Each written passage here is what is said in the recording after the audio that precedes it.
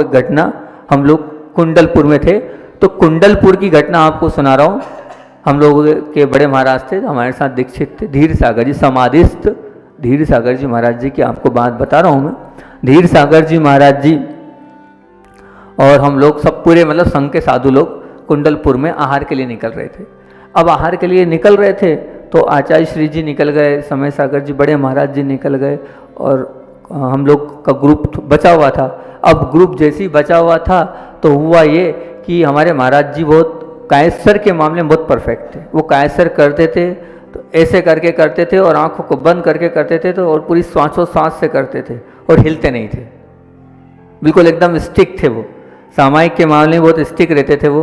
तो इस प्रकार से उनकी चर्या थी और वो देव वंदना बाहर कर रहे थे, आंखें बंद थी उनकी और वो देव वंदना कर रहे थे। उसी वक्त मधुमक्खियों का प्रकोप हुआ, वहीं ऊपर थी मधुमक्खियाँ, आप जाना कुंडलपुर में देखना, वहीं हम दर्शन करें, वहीं क्या पता क्या हुआ, किस प्रकार से हुआ, वो मधुमक्खी एकदम आ गई। अब हम सब लोग जितने थे वो तो सब अंदर मंदिर में चले गए, एक एक करके पूरे महाराज लोग मधुमक्खियाँ मधुमक्खियाँ मधुमक्खियाँ। अब उनका कायसर चालू ही हुआ था उस वक्त, और उनका कायसर वो भी लंबा छोड़ा होता था सांसों सांस में।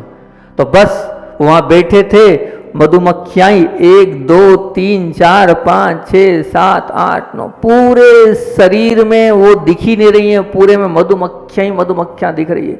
पर अब वो उपसर्ग मानकर बैठे रहे। ये पंचम काल के साधु बता रहा हूँ आपको, चतुर्थ काल की बात नहीं करो, मैंने आंख से देखा है, अपनी महाव्रती हूँ। पूरे में वो बैठे रहे। बैठने के बाद फिर लोग आए, हटाया करा, जो लोग हेल्प मतलब बचाने गए, महाराज तो कोई नहीं गए लेकिन शावक लोग गए, उनको भी काटी, हटाते गए, वो वैसे के वैसे बैठे रहे। पूरे शरीर में कांटे ही कांटे। सब महाराज आहार पे नहीं उठे, एक एक करके कांटे निकालते गए। वो बेहोश हो गए वहाँ पर। उनको ऐसे लेके आए, फिर आचार्य श्री जी आहार करके आ गए थे, कुछ महाराज लोग बड़े निकल गए तो वो आहार करके आए थे, अच्छे से किया।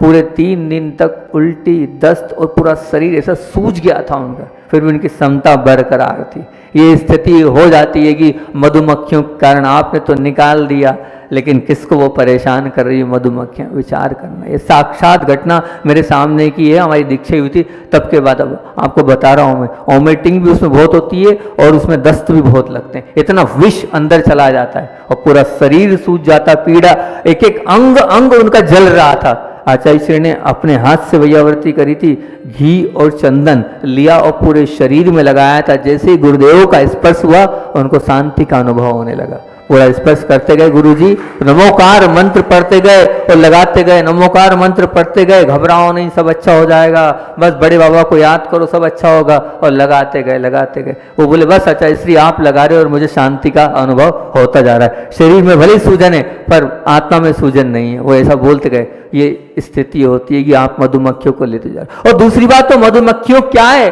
छत्ता मतलब उनका घर, आप सीधे उनके घर पर आक्रमण कर रहे हो, आप उनके घर को तोड़ रहे हो, उनको घर से बेघर कर रहे हो।